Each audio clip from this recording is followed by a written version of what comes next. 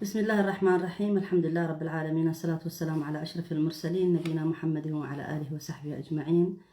أما بعد، أيها الإخوة والأخوات، السلام عليكم ورحمة الله وبركاته.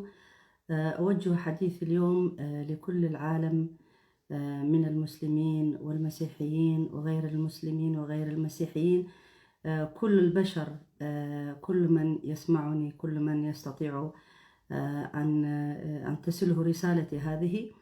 أوجه رسالتي من ناحية الإنسانية. حقيقة ربما نحن شعب لم نعرف حتى الآن إلا بهذه المناسبة التي وقعت فينا الحروب.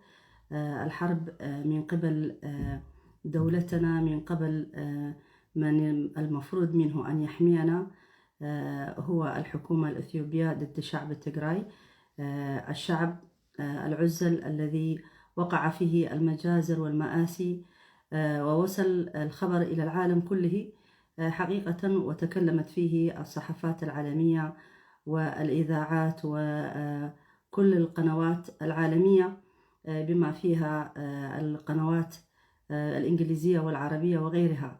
ولكن القنوات العربية مع الأسف يعني ربما تقصير منا نحن أيضا، فإن هناك أناس يدعون الانتماء، يدعون الحقائق المغلوطة عن شعب تيغراي وعن أحواله، ومن خلالهم العالم العربي كله أو الناطق باللغة العربية جميعا يأخذون المعلومات الغير صحيحة عن هذا الشعب.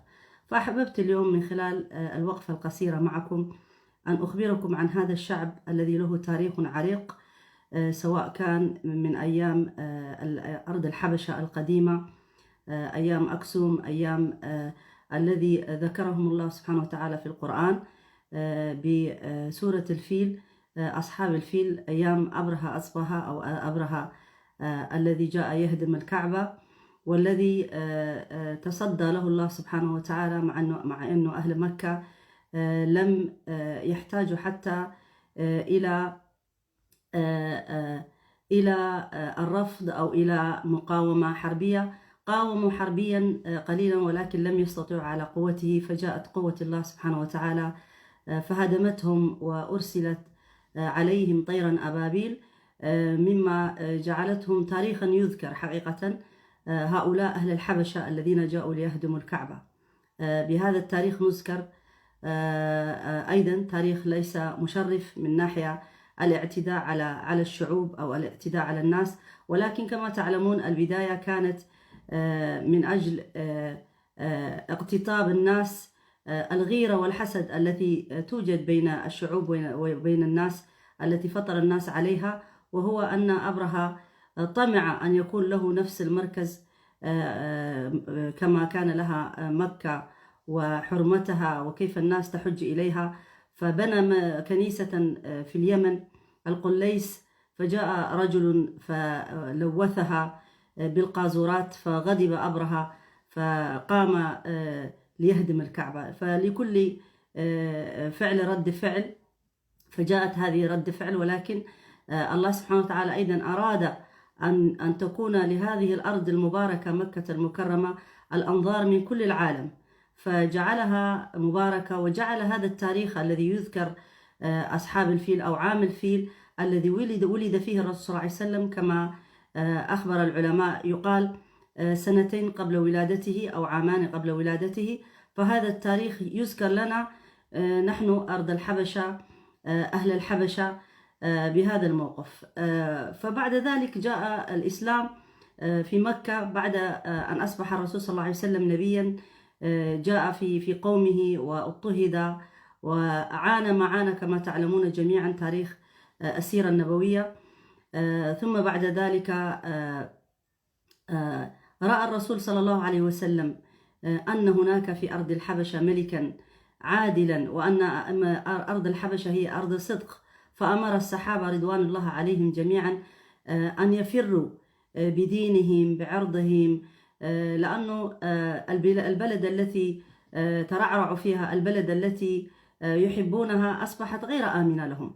فأشار لهم الرسول صلى الله عليه وسلم أن يهاجروا إلى أرض الحبشة لأن فيها ملكا عادلا، وهذا الملك هو ملك النجاشي الذي يذكر دائما، الذي أسلم فيما بعد، والذي صلى عليه الرسول صلى الله عليه وسلم صلاة الغياب أيضا. هذا النجاشي هو من أرض هذه التي الآن تريد كل الشعوب حولنا عن إبادة بشرية جميعا، هم شعب تيغراي، الشعب تيغراي الذي فيه تاريخ أكسوم وتاريخ النجاشي، مسجد النجاشي. لذلك أرادوا إبادة هذا الشعب الذي لم يفعل أي شيء، إلا أنه عانى كثيرا على مر التاريخ، حروب طاحنة لم يرتاح منها ولا يوم. هذا الشعب في أزمان كثيرة جدا دائما الحكام الجبابرة الطغاة يأتون إلى تيغراي، يجعلونه المكان الذي يجربون فيه سلاحهم الذين يعتدون على الشعوب، لأن هذا الشعب الأبي لا يرضخ إلى الطغاة ولا يقبل غير من يختاره من شعبه. فدائما تجد القوات أو السلطات التي تأتي إلى إثيوبيا أول من يبدأون فيه هو شعب تيغراي. وكما تعلمون هيلة سلاسي القيصر هيلة سلاسي الذي أباد المسلمين وغير المسلمين وأباد شعوب كثيرة في بلادنا، اعتبر عندما هرب إلى بريطانيا وعاد إلى الحبشة ليحكمها، شعب تيغراي رفض، قال نحن لن يحكمنا ملكا هرب من بلاده ولن نقبل هذا الشيء، فرفض. وعندما عاد هيلة سلاسي انتقم من هذا الشعب، فأبادهم بالطيارات البريطانية وبمعاونات قوات أخرى، أبادهم إبادة كاملة، وجعل يقول أن شعب تيغراي لن يتعلم، فمنع التعليم هناك، فمنعهم أن يتعلموا، فمنعهم أن تتطور البلاد. هذا تاريخ تستطيعوا أن تقرؤونه، موجود في كتب التاريخ. ورفض رفضا باتا، فقالوا نموت إلى آخر رجل فينا ولن نقبل أن يحكمنا، فحكمهم بالإجبار، ومات أناس كثيرين، وأصبحت في تيغراي يعرف بمجاعات عالمية تقريبا كل السنوات كان فيها مجاعة، حتى تذكرون مجاعة سنة 77 أو سنة 70، مجاعة كبيرة كانت، العالم كله أعان إثيوبيا على هذه المجاعة لتخرج منها، وناس كثيرا أبيدت. وأيضا في زمن الطليان كما تعلمون إثيوبيا لم تحكم من قبل الآخرين، لأنه رفض هذا الشعب الأبي، شعب تيغراي، هو الذي كان سببا في أن لا يدخل القوة الإيطالية، ورفضها وحكم مناطق أخرى في إثيوبيا، ولكن في تيغراي منعوه. وهذا الشعب ما زال يعاني من هذه القوات المهيمنة والمسيطرة على البلاد، ويرفض حتى الآن، ويقول نحن لن ننحني لحاكم يريد أن يبيدنا، يريد أن ينتقم منا هو وشعبه. والآن أصبح يعني الحرب بدأت، صار لها 50 يوم تقريبا، شهرين الآن، ليس لديهم هناك طعام، وليس لديهم اتصالات، وليس لديهم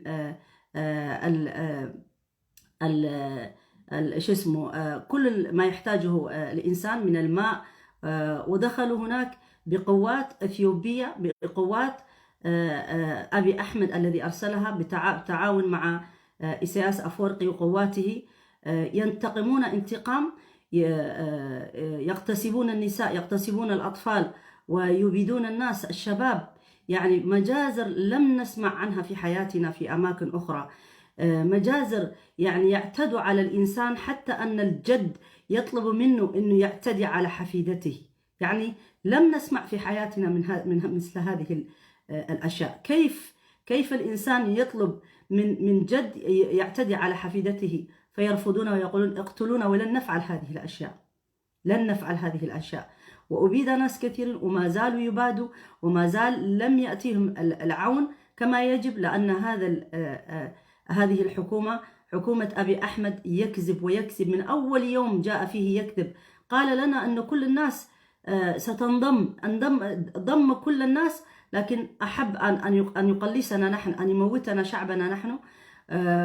فبالتالي نحن في الإسلام يقول لنا انصر أخاك ظالما ومظلوما كما أنزلت هذا الحديث. وهذا الحديث معروف أن الصحابة رضوان الله عليهم سألوا كيف ننصر المظلوم، ويعني نأتي بحقه، لكن كيف ننصر الظالم؟ فنقول له الظالم، الرسول صلى الله عليه وسلم قال لهم الظالم عندما يظلم تقول له يقف عند حده ليعلم أن الله سبحانه لله حق وأن الله سبحانه وتعالى أقوى منه. لكن أنا أستغرب من مسلمين كثيرين ومن أناس كثيرين يرون هذه الإبادة ومع ذلك يؤيدون هذا العمل البشع الذي يقوم بشعب تيغراي بحجة أن الحكومة التي كانت فعلت أخطاء كثيرة. نعم، كل الحكومات تفعل أخطاء كثيرة، كل الناس تخطأ، من منا لا يخطئ، لكن هل هذا يعطي الناس الحق أن يقولوا أن هذا الظلم حق؟ الظلم ظلم ظلمات. الله سبحانه وتعالى قال إني حرمت الظلم على نفسي وحرمت فيما بينكم. فكيف نحن نقبل الظلم؟ أقل ما فيها المفروض نرفض الظلم. كيف نحن نقول إنه هذا الشعب يعني دعوه يباد من أجل أن يأخذوا العناصر الحكومية التي توجد في تيغراي؟ كيف؟ يعني لو أرادوا أن يأخذوا العناصر الحكومية التي كانت تحكم إثيوبيا 30 عاما، يعني 3 عقود، ليس بطريقة أنهم يبيدوا الشعب كله. يعني مش بالضرورة أنه يبيدوا كل الملايين عشان يأخذوا 20 أو 30 نفر. ما في قوانين في العالم، ما في حكومات في العالم، ما في متحدة، ما في قوانين تستطيع يعني أن يتكلموا مع بعض في الطاولة. أنا لست سياسية، لكن مؤكد أن هناك طرق أخرى سياسية يستطيعون أن يحلوا هذه المشكلة دون أن يعتدوا على النساء وعلى الأطفال وعلى الرجال الكبار. والآن وصلوا إلى السودان فوق 50,000، والسودان يعني تعاني السودان نفسها يعني معاناة كثيرة، ومع ذلك احتضنوا الشعب تيغراي وأصبحوا يساعدونه، بارك الله فيهم وجزاهم الله خير. وأنا كل ما أطلبه منكم أن تكونوا الصوت لهذا الشعب، رجاء في كل قنواتكم. يعني هناك يعني خونة يتكلمون عن تيغراي وعن أناس تيغراي ويوقعون بين المسلمين والمسيحيين في تيغراي. نحن ليس لدينا مشكلة مع إخواننا المسيحيين في تيغراي، ما عندنا مشكلة. التيغراي فيها مسيحيين وفيها مسلمين وفيها يهود، يعني الناس عاشت كل هذه العصور جنبا بجانب. هناك مشاكل، أي نعم، مشاكل داخلية مثل كل بلد، مثل أي بلد عندها مشاكل داخلية، لكن هذا ليس وقته.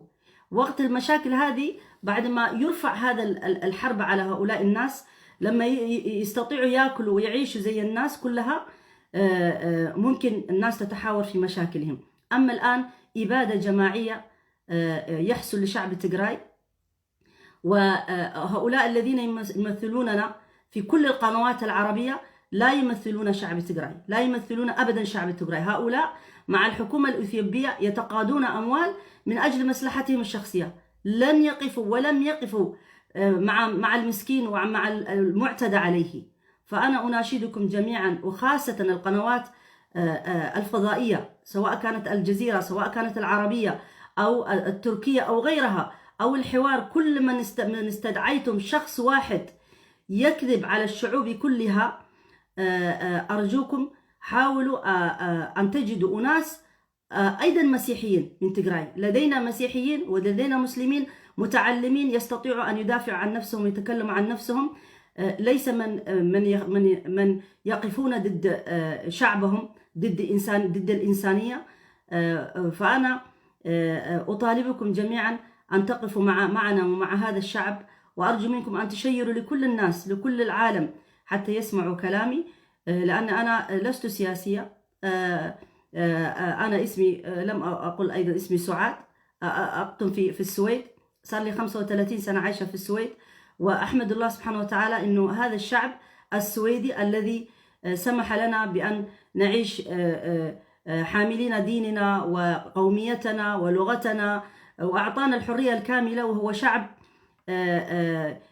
استضاف كل الناس بكل الفئات، وأعطاهم الحرية حتى يعيشوا في هذه البلاد، وأعطاهم الجنسية.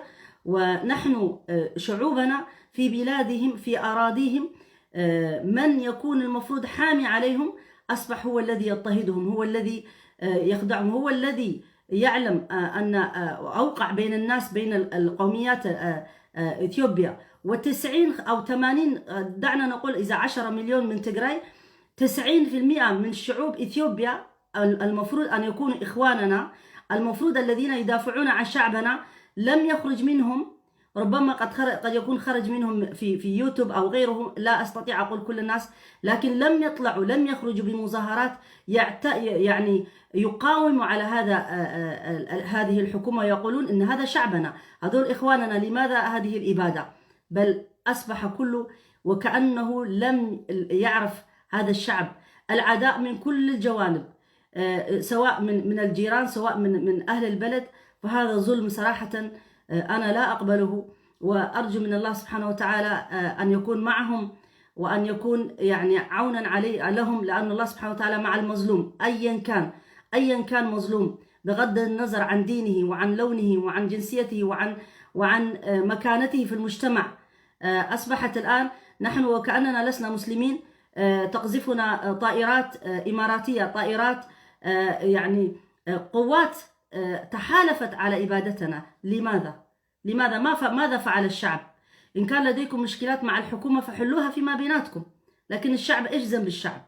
ليش يباد الشعب؟ ليش يكون دائما الشعب هو الذي يدفع الثمن؟ فأنا أطالب الشعوب كلها أن تكون لنا صوت ولشعوبنا صوت.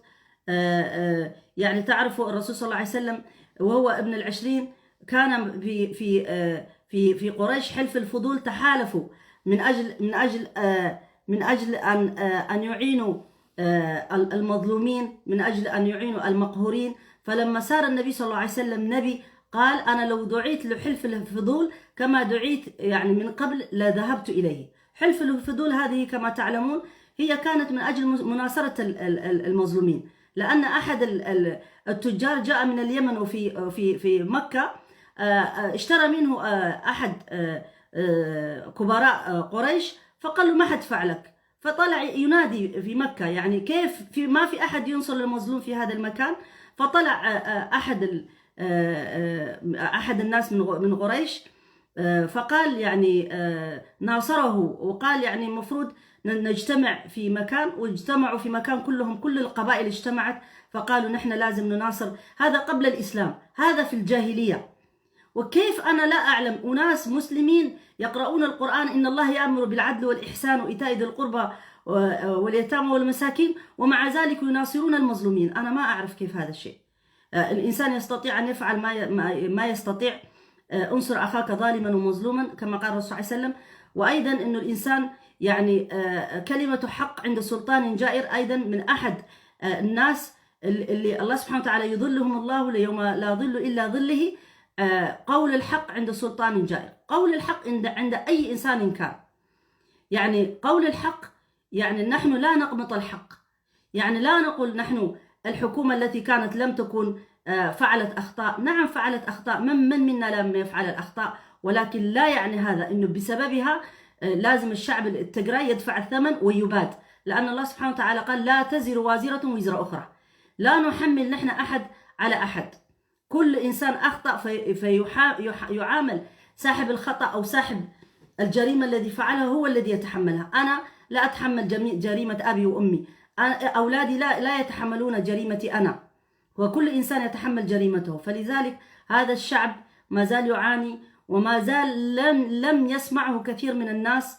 وأنا أطالبكم من هذا المنبر رغم الاتهامات الكثيرة، أنا قلت من الأول لست سياسية ولم أكن سياسية، منبري هو منبر الدعوة للإسلام، وأشرح فيه أدرس فيه الإسلام.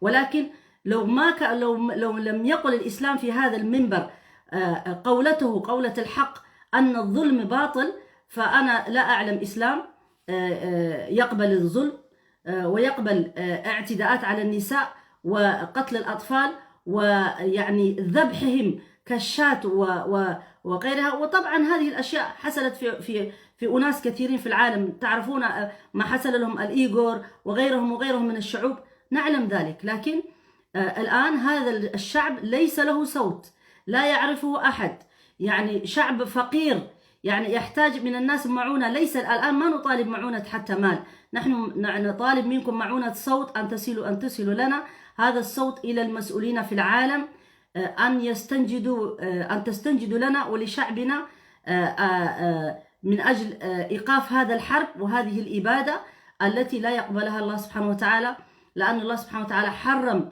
القتل، وخاصة قتل الأبرياء بغير حق، وهذا موجود في الإسلام وفي القرآن. أنا لن أسرد لكم الآيات، لن أسرد لكم الأحاديث، ولكن أقول لكم هذا، وأرجو أن أجد التجاوب معكم في كل العالم، وأرجو أن تنشروا هذا الكلام في كل الجروبات وفي كل الأماكن. بارك الله فيكم وجزاكم الله خير، ونسأل الله سبحانه وتعالى أن يغفر لنا ولكم ويرحمنا برحمته.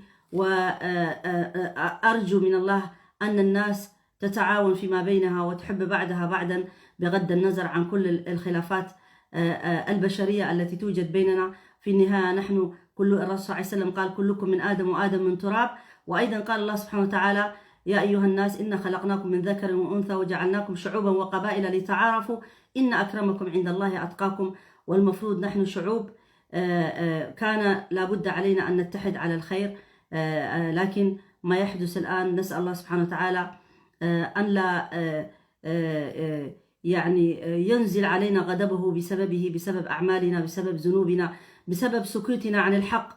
السكوت عن الحق هذا جريمة كبيرة، ونحن في الإسلام يأمرنا الأمر بالمعروف والنهي عن المنكر، وقال الله سبحانه وتعالى ولتكن منكم أمة يأمرون بالمعروف وينهون عن المنكر. آيات واضحة وقاطعة ما تحتاج لتفسير. وأناشد أيضا من هذا المنبر الشيخ الحسن الحسيني الذي دائما ينزل في يوتيوب عن المظلومين في كل العالم، ولم أسمع الآن يتكلم عن شعبنا في تيغراي، حتى لو كان هو دائما يتكلم عن المسلمين ولو كانوا غير المسلمين. ألا نتكلم عن المسلمين وغير المسلمين؟ المفروض نحن شعوب فيها الديانات المسيحية والإسلامية وغيرها من الديانات، فالمفروض كمسلمين أيضا نحن ننصف الشعوب الأخرى أيضا حتى لم تكن مسلمة، المفروض نحن أيضا نتكلم عنهم. فأنا من هذا المنبر كثيرين من الدعاة اللي يخرجوا يتكلموا عن شعوب كثيرة جدا أنا أتابعهم، ولكن لم أسمع عن هذا الشعب، عن شعب تيغراي، شعب النجاشي الذي استقبل المهاجرين من مكة عندما اضطهدوا، عندما جاءوا من مكة فارين بدينهم وأهلهم هجرتين، الهجرة الأولى والهجرة الثانية. ونحن دائما نتعلم عن الحاضر العالم الإسلامي كلهم، ولكن قليل من الناس من يعرف عن تاريخ بلادنا، عن تاريخ النجاشي، وقليل من الناس من يعلم أنه فيها هناك مسلمين أيضا. النجاشي الذي استقبل المهاجرين من مكة، وجاءوا أيضا الأعداء، أعداء قريش، أعداء المسلمين من مكة، وحاولوا أن يوقعوا بين النجاشي والمهاجرين، ولكن النجاشي رفض واستمع منهم. وتعرفون يعني جعفر بن أبو طالب كيف تكلم معه لما حاولوا أن يوقعوا بينه وبين النجاشي، وقالوا يا نجاشي هؤلاء خرجوا من ديننا، هؤلاء أعداءكم، فلم يسمع منهم لأنه ملك حق، ملك يحب أن يسمع الحق، فطلب منهم أن يتكلموا. فأخبره جعفر بن أبي طالب، فأخبره أنه نحن كنا قوم ظلمة، كنا قوم يعني نعبد الأصنام، وكنا نظلم، كنا نسبي، وكنا نعتدي على النساء، وكنا نقتل الأطفال، وكنا في الجاهلية. لكن جاء محمد صلى الله عليه وسلم هذا النبي علمنا كيف نكون بني آدمين، كيف نكون حقانيين. قال جاء ليخرجنا من عبادة العباد إلى عبادة رب العباد، يعني كلمة كما تعرفونها موجودة، كلمة جعفر بن أبي طالب. فأخبره، فقالوا له إنهم يسبوا دينك، يسب الدين النصرانية، فيقولون عن عيسى. فقرأ له سورة كهف، يعني سورة مريم، وسورة كاف ها يا عين زكريا، ذكر رحمة ربك عبده زكريا، وذكر عن كيف أن عيسى الله سبحانه وتعالى خلقه، وكيف أن مريم أمه الصديقة، وأخبره عن كل شيء. فلما سمع النجاشي قال إن هذا من مشكاة واحد، يعني هذا الدين هو نفس الدين الذي جاء به النصرانية، لأنه الله سبحانه وتعالى أخبرنا إن النصارى أقرب إلينا مودة، لأنه هم أقرب إلينا الذين النصارى اللي أخبرنا عنهم في القرآن، وكان النجاشي واحدا منهم. فلم يبعث المهاجرين إلى مكة، فرفض رغم أنهم جاءوا بهدايا كثيرة، جاءوا بأشياء كثيرة، فقال لهم لن أتركهم أبدا، فإن هذا بلادكم، أفعلوا ما تشاءون، فتركهم. فنحن أيضا أحفاد النجاشي وأحفاد السحابة الذين بقيوا في أرض الحبشة، والنجاشي الذي سلى عليه. وأيضا يعني نذكر ببلال الحبشي، بلال المؤذن الذي لا يوجد في العالم المسلمين لا يعلم بلال الحبشي، وهو من هذه البلاد، بلال الحبشي الذي أسلم وترك لنا تاريخ في الأمة الإسلامية، وترك لنا للعالم كله أن الإسلام يساوي بين الناس. كان عبدا لم يذكر اسمه قبل الإسلام، ولكن أسلم فأصبح يقول أحد أحد، فبالتالي دخل في التاريخ. ويذكر بلال على أن الإسلام هو جاء ليحرر الإنسان من عبادة العباد إلى عبادة رب العباد. لم يقبل الإسلام أن نكون عبدا تحت أي ظروف. فلذلك هذا البلال الحبشي الذي لما يعني طلع إلى مكة يؤذن، حتى صناديد قريش يعني أصبحوا يقولون ليتنا متنا قبل أن نرى هذا اليوم. ليش؟ لأنه عبد حبشي فقير، كانوا ما متخيلين أنه ممكن يأتي يوم على أنه هذا العبد الحبشي يصل إلى أفضل من درجتهم هم. أصبحوا هم صناديد قريش وأعداء الإسلام، وماتوا على الكفر. وأصبح بلال يذكر إلى يوم الدين، من يوم جاء الإسلام كل ما يؤذن، كل مؤذن يذكرنا ببلال الحبشي. هذه هي بلادنا، هذه البلاد التي تنزف الآن، هذه البلاد التي المفروض المسلمين يعلمون عنها ويتكلمون عنها. إثيوبيا، تذكر إثيوبيا على أنها بلاد الحبشة كلها، لكن المصدر والأساس هو في منطقة تجراي، في منطقة أقصم، في منطقة النجاشي. الآن قبر النجاشي يوجد في منطقة وقرة ولعلو اللي هي في تجراي. فلذلك نحن دائما كنا التاريخ الأصلي للمسيحية وللإسلام لإثيوبيا كاملة كلها. أما الآن نحن شعب تجراي نطالب بالانفصال، لا نريد أن نبقى مجاورين أو نبقى عالة على بلاد إثيوبيا التي اضطهدتنا كل هذه السنين.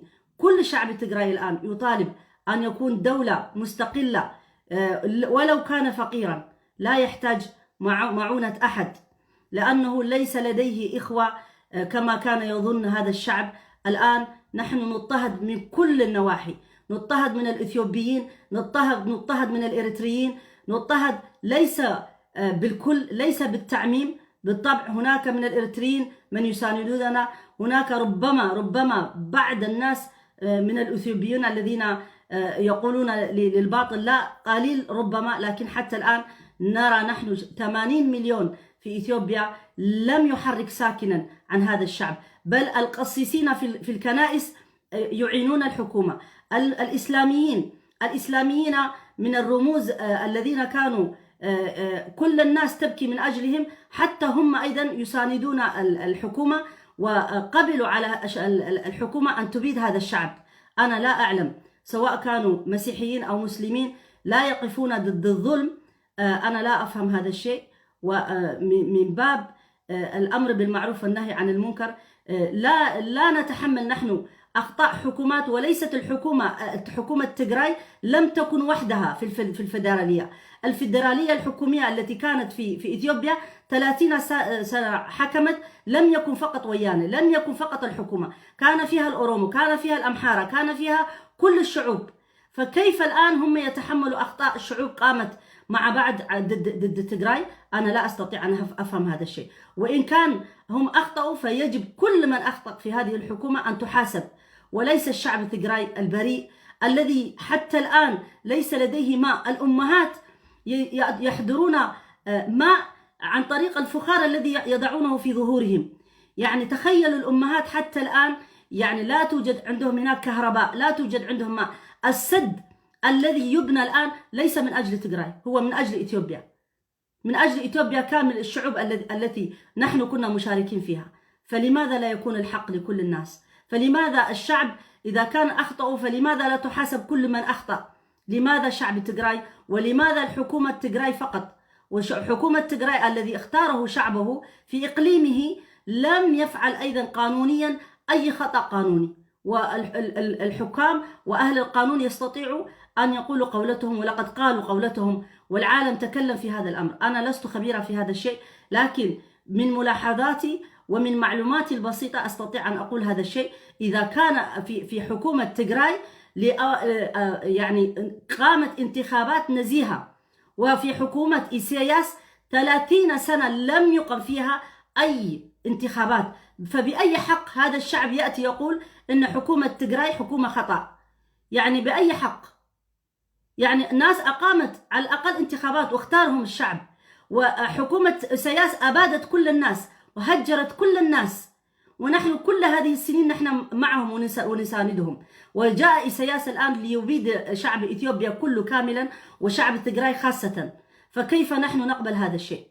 بأي حق هو يكون البطل والباقين هم المجرمين؟ هذا حق لا يقبل. وإذا كنا نجرم الناس نجرمهم كلهم مع بعض، وإذا نخطيهم كلهم. أما أن المجرم الحقيقي يصبح بطل والناس، لكن هذا لا أقول غير ما قال الرسول صلى الله عليه وسلم، لأنه هذا آخر الزمان. يعني يأتي السفيه، يأتي الكذاب وصاحب غير الحق يتكلم والناس يصدقونه، وأصحاب الحق المغموسين المساكين لا يسمع صوت عندهم. وهذه أيضا من علامات يوم القيامة. نسأل الله سبحانه وتعالى أن يحفظنا ويحفظ الناس جميعا، وأسأل الله سبحانه وتعالى أن يظهر الحق وأن يظهر المنافقين والكذابين والذين يستعملون الدين لمصالحهم الشخصية. أنا أيضا أتهم بهذا الشيء، يتهمونني بأنني أستخدم الإسلام من أجل مصالح، لكن الحق سيظهر. أنا لا يهمني في هذا المجال إلا الشعب تيغراي، إلا الشعب المظلوم. أنا ولله الحمد أعيش في مكان يعني نعمت بالحرية ونعمت بالديمقراطية لمدة 35 سنة في هذا الشعب مع الشعب السويدي الذي دائما أشكرهم على تعاملهم الطيب. شعب مسيحي، شعب الدولة مسيحية، دولة ديمقراطية يوجد فيها كل شيء، لم نرى منهم إلا الخير. بنوا لنا مساجد، بنوا لنا كل شيء. فأنا لا أحتاج أن أنافق، لا أحتاج أي شيء، لا أحتاج أي مال، ولله الحمد أعيش من عرق جبيني، لا أحتاج من أي مساعدة من أي شيء.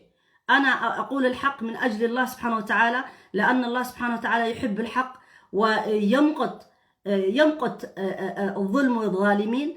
ولذلك أحببت أقول هذه الكلمة. بارك الله فيكم وجزاكم الله خير. أرجو من كل البلاد الإسلامية والعربية أن تنشر لي، وخاصة للدعاة وخاصة المسؤولين اليوتيوبرز.